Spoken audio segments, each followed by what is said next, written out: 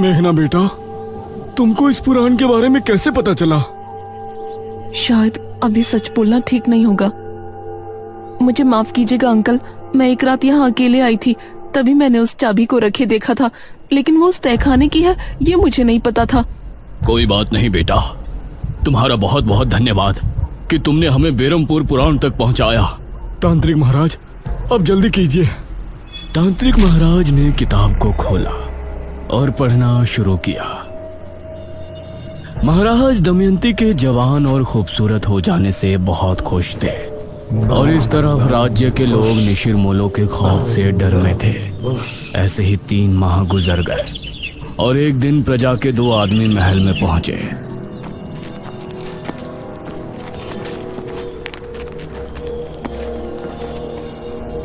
महाराज, आपके सिपाहियों ने हमारे गांव के 4 निशिरमोलों को मार दिया और उस मुर्दे को लेकर आपके पास चले आए। आप ऐसा क्या कर रहे हैं महाराज? प्रजा होने के नाते हमारा ये जानने का हक है कि आपने इस तरह का हुक्म क्यों दिया था और आप उन मुर्दों का क्या करते थे? इस पर महाराज कुछ बोलते उससे पहले ही दमयंती बोली, तुम्हारी हिम्मत कैसे हुई ये सवाल महाराज से करने की? दमयंती, आप हमें बात करने दीजिए। नहीं महाराज।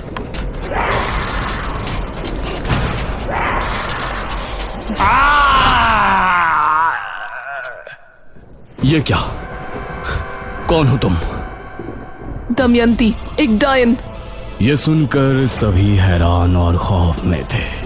महाराज का भी शरीर थर थर कांप रहा था। तो आपने हमसे विवाह क्यों किया? क्यों प्रेम का खेल रचाया हमारे साथ? मैं ये पति पत्नी के किसी धर्म को नहीं मानती। मैंने जो कुछ भी किया सिर्फ इसलिए किया कि मुझे समय पर मुर्दों का खून मिलता रहे और उसी से मैं अपनी उम्र को 1000 साल बढ़ा लूं। क्या? ये क्या कह रही है पिताश्री?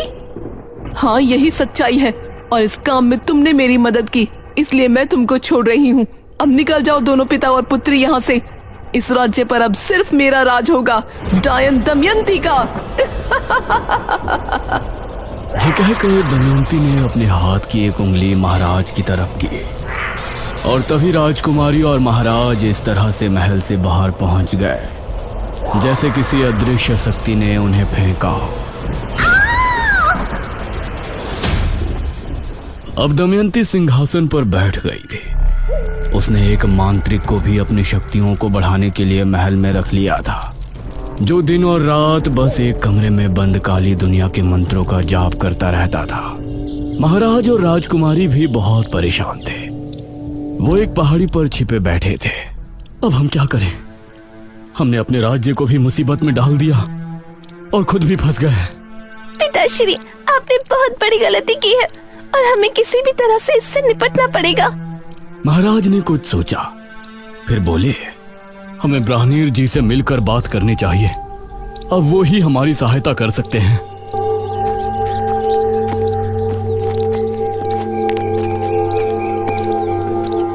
महाराज और राजकुमारी दोनों ब्राह्मण जी के पास पहुंचे और उन्हें अपनी दुविधा बताई।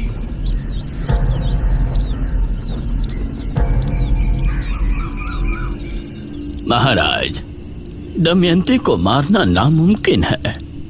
उसे सिर्फ कैद किया जा सकता है। तो कैसे कैद कर सकते हैं हम उस डायनी को?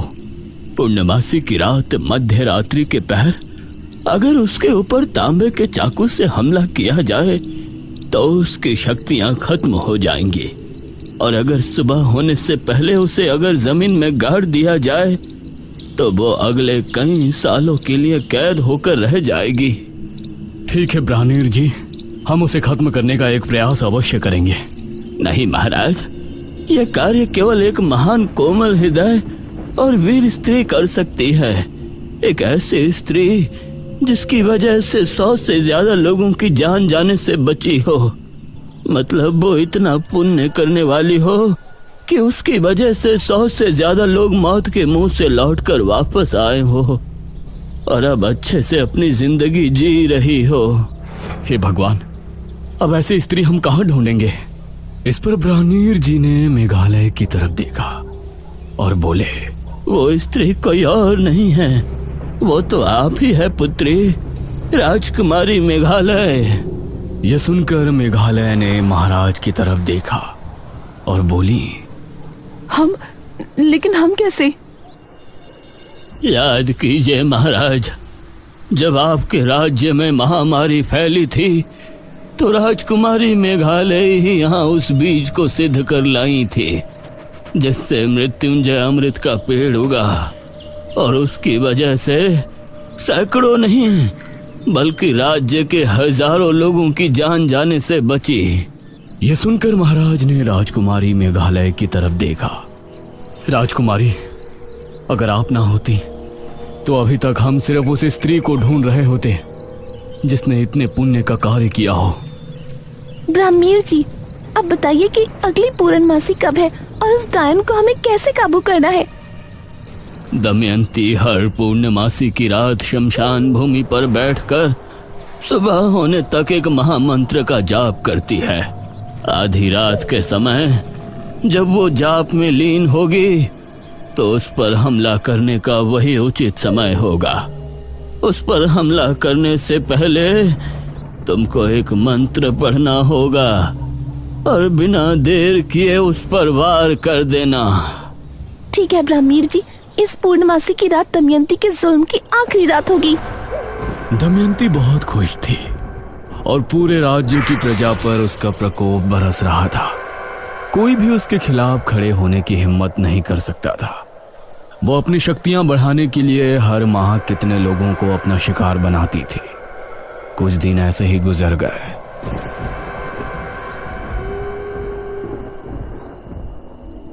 आज पूर्णमासी की रात है। आज आपको अपने कार्य को अंजाम देना है राजकुमारी। यह कहते हुए ब्राह्मणीर जी ने राजकुमारी को एक चमड़े की लपटी दी और फिर ब्राह्मणीर जी का आशीर्वाद लेकर महाराज और राजकुमारी शमशान की तरफ रवाना हुए।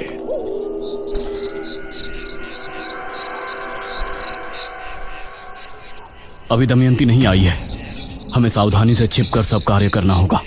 राजकुमारी, तुम उसे खत्म तो कर पाओगी ना? पिताजी, आप फिक्र मत कीजिए, हम कर लेंगे। अपनी प्रजा को बचाने के लिए हमारे प्राण भी चले गए तो हमें कोई संकोच नहीं होगा। आधी रात के पहर इनको घोड़ों की टोपों की आवाजें आने लगी। लगता है वो आ रही है। तभी एक रथ शमशान भूमि पर आकर रुका और दमयंती उससे बाहर उतरी। जाइए और सुबह होने से पहले वापस आ जाइएगा। यह सुनकर रथ वाला वहां से चला गया। पिताजी, आप यहीं रुककर इंतजार कीजिएगा। दमयंती एक घर में बैठकर आंखें बंद करके मंत्र जाप करने लगी। इस तरफ ब्राह्मणीर जी भी आंखें बंद किए मेघालय की सफलता के लिए प्रार्थना कर रहे थे। आधी रात के समय धीमे कदमों से राजकुमारी दमयंती की तरफ रवाना हो गई। दमयंती बहुत ही शांत भाव से जाप कर रही थी। राजकुमारी ने उसके पास जाकर मन में वो मंत्र पढ़ा जो ब्राह्मणीर जी ने उसे बताया था, लेकिन दमयंती की शक्तियों की वजह से उसने राजकुमारी के मन की आवाज सुन ली और उसने आंखें खोली। तू यहाँ क्या कर रही है? यह देखकर राजकुमारी हैरान रह गई, लेकिन इससे पहले दमयंती कुछ करती, राजकुमारी ने दमयंती के ऊपर वार कर दिया। दमयंती की चीख ऐसी थी कि वो पूरे राज्य में गूंज गई। लोगों के घरों में रखे बर्तन भी जमीन पर आ गिरे। राजकुमारी और महाराज उसे जमीन पर पड़े तड़पता देख रहे थे। तभी दमयंती एकदम शांत हो गई। उधर महल में बंद दमयंती का पुजारी बुरी तरह चीख पुकार करने लगा। महारानी दमयंती! वो बहुत गुस्से में था, लेकिन वो महल के अंदर बंधित था, इसीलिए वो बाहर नहीं आ सकता था। अगली सुबह राज्य के किले में जश्न मनाया गया। राजकुमारी की जय हो! राजकुमारी की जय हो! राजकुमारी, हम सभी आपके बहुत बहुत आभारी हैं। हमारा जीवन धन्य है कि हमें आपके जैसी वीर और बुद्धिमती राजकुमारी मिली, जिसने अपनी जान पर खेलकर हम सभी को दमयंती के श्राप से मुक्ति दिलाई। आप सभी से हमारी सिर्फ एक प्रार्थना है, हमारे पिता से जो गलती हुई उसके लिए उन्हें माफ कर दें। प्रजा राजकुमारी से बहुत खुश थी। उन्होंने उसकी बात को फौरन स्वीकार कर लिया। ब्राह्मीण जी, दमयंती को किस जगह कैद किया गया है? राजकुमारी, दमयंती को राज्य की एक गुफा के अंदर कैद किया गया है। वो वहाँ से वापस तो नहीं आने वाली ना? नहीं राजकुमारी, लेकिन अगर आप उस गुफा के अंदर पहुंची तो वो जरूर जा सकती है, क्योंकि उस पर रोक आपकी वजह से लगी है। अब आपको उससे दूर ही रहना होगा। भला हम वहाँ क्यों जाएंगे? हम तो खुद उसको एक बुरे सपने की तरह भूल जाना चाहते हैं। हमारी प्रार्थना है कि अब राज्य में सब कुशल मंगल होगा। अब सभी राज्यवासी बहुत खुश थे, लेकिन वो भूल गए थे कि अभी निशिर मोलो से वो आजाद नहीं है। जब शनिवार की रात आई और गांव में अजीब सा शोर गूंजा,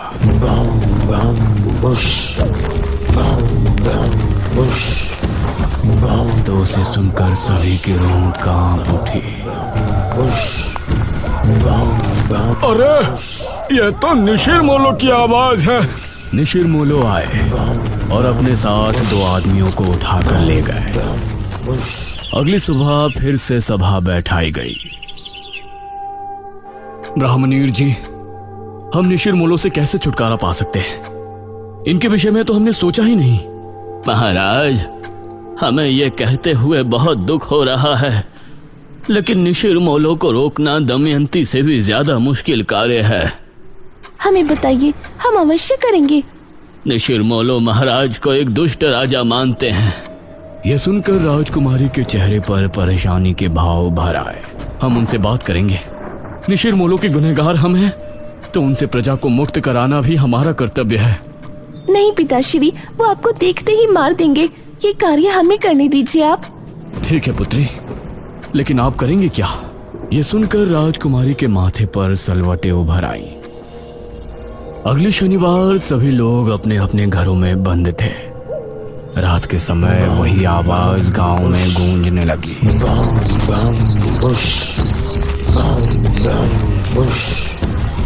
निशिर मोलो के खौफ से सभी के दिल दहल उठे थे। वो कंधे पर ताबूत उठाए राज्य में घूम रहे थे अपने नए शिकार की तलाश में। उन्होंने देखा कि सामने राजकुमारी खड़ी है और वो तेजी से उसकी तरफ बढ़ने लगे। वो उसके करीब पहुंचने ही वाले थे। हम है राजकुमारी मेघालय और हम अपने पिता की क्रूरता से बहुत शर्मिंदा हैं। यह सुनते ही निशिर मोलो रुक गए और उनकी निगाहें राजकुमारी पर जम गई। हम नहीं चाहते कि हमारे पिताश्री की गलती की सजा पूरी प्रजा भुगते। हम आपसे वादा करते हैं कि महाराज का मृत शरीर हम खुद आपको लाकर देंगे। यह सुनकर निशिर मोलो की आंखें तेज लाल होकर चमकने लगी। राजकुमारी ने हाथ जोड़े और रोते हुए बोली, हमारे पिता राज्य छोड़कर भाग चुके हैं, लेकिन हम आपके सामने अपने पिता की लाश लेकर जल्दी प्रस्तुत होंगे। तब तक आपसे विनती है कि राज्य में कभी भी आकर किसी निर्दोष को उठा कर न ले जाएं। अगर हम अपने पिता की लाश लिए बिना वापस आए तो आप लोग फिर वापस आकर इसी तरह से गश्त करना शुरू कर सकते हैं। तब हम भी आपको नहीं रोकेंगे, लेकिन हमें एक मौका अवश्य दें हमारे पिता को ढूंढकर आपके सामने लेकर आने का। यह सुनकर निशिर मोलो उसी समय बिना किसी को लिए कब्रिस्तान की तरफ चले गए।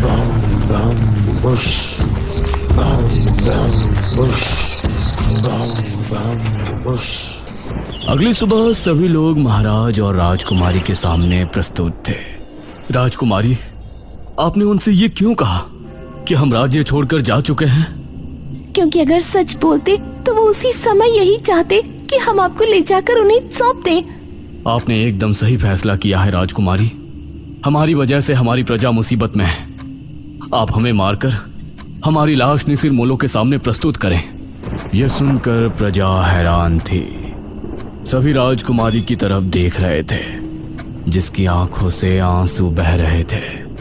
हमने जो भी किया अपनी प्रजा के लिए किया, लेकिन हम अपने पिता को अपने हाथों से मारे और उनकी लाश को निशिर मोलो को समर्पित करें, ये हम नहीं कर पाएंगे। अगर ऐसा नहीं किया तो वो फिर से आएंगे। नहीं पिताजी, हम और आप आज ही ये राज्य छोड़ देंगे और अलग अलग दिशाओं में निकल जाएंगे। इससे निशिर मोलो कभी भी यहाँ वापस नहीं आएंगे, क्योंकि हमने उनसे वादा किया है कि जब हम यहाँ कदम रखें तभी आप राज्य में फिर से आना। और अगर उस समय हम अपने पिता की लाश आपको समर्पित ना करें तो आप फिर से उसी तरह भ्रमण शुरू कर देना। राजकुमारी की बात सुनकर सभी की आंखों से आंसू बह निकले।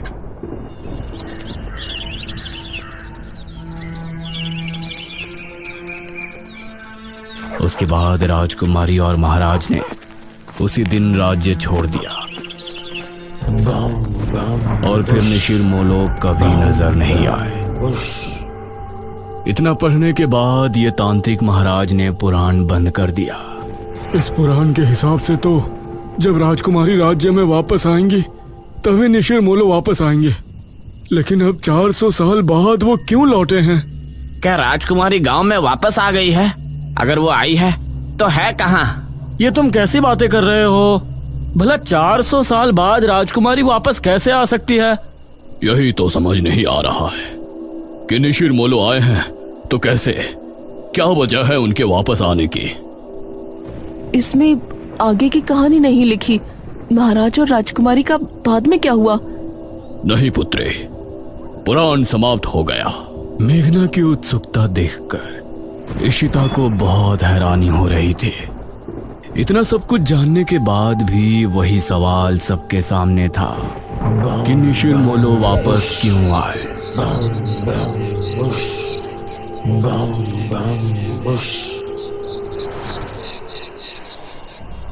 रात के समय इशिता और मेघना जब कमरे में थे तो मेघना अभी भी सोच में डूबी थी। मेघना, तेरा क्या चल रहा है यार? तू क्यों इतना गहराई में जा रही है? तभी अनुज भी कमरे में आ गया। सच में अब तो मुझे भी सब कुछ बहुत अजीब लगने लगा है। मेघना, तुमको कैसे पता कि वो चाबी वहां रखी थी और वो तहखाना कहाँ पर है? मुझे यकीन है कि तुमने झूठ बोला है। तुम राजमहल में मेरे बिना तो दोबारा नहीं गई होगी। इशिता और अनुज दोनों मेघना की तरफ गौर से देख रहे थे। मुझे बचपन से ही सपने आते थे जिनमें मृत्युंजय अमृत का पेड़ मुझे दिखाई देता था। जब मैंने यहाँ गांव की जमीन पर कदम रखा तो मौसम बदल गया था और आंधी आ गई थी। उसी रात मुझे महल के बारे में सपने आए और राजमहल से जब हम वापस आए तो उस रात मैंने खुद को सपने में राजकुमारी बने देखा। उसी सपने में मैंने खुद को तहखाने में जाते देखा और जब मैं महल पहुंची तो वो चाबी और तहखाना वहीं थे। सबसे जरूरी बात यह है कि जब मैं गांव में आई थी उसके अगले रात से ही निशिर मोलो ने गांव में आना शुरू किया। इतना सुनकर इशिता और अनुज दोनों हैरान रह गए। मेघना ने भी इन दोनों की तरफ देखा और सवाल किया, ये सब सुनकर अब तुम दोनों को क्या लगता है? इसका मतलब है कि पिछले जन्म में तुम ही राजकुमारी मेघना थी और निशिर मोलो इसलिए गांव में वापस आए क्योंकि तुम यहाँ वापस आ चुके हो। हाँ, ये सब मेरी वजह से हो रहा है। हे भगवान, तो अब हम क्या करेंगे? क्या हमें यहाँ से चले जाना चाहिए? नहीं, मुझे नहीं लगता कि उससे कोई फायदा होगा। या तो वो मुझे लेकर जाएंगे या फिर महाराज की लाश। ये तीनों अब गहरी सोच में डूब गए और उस तरफ तांत्रिक महाराज और गांव के लोग भी परेशान थे। इस कहानी में आगे क्या होगा? मेघना किस तरह से निशिर मोलो से गांव को आजाद कराएगी? ये जानने के लिए इस कहानी का अगला और आखिरी भाग जरूर देखें।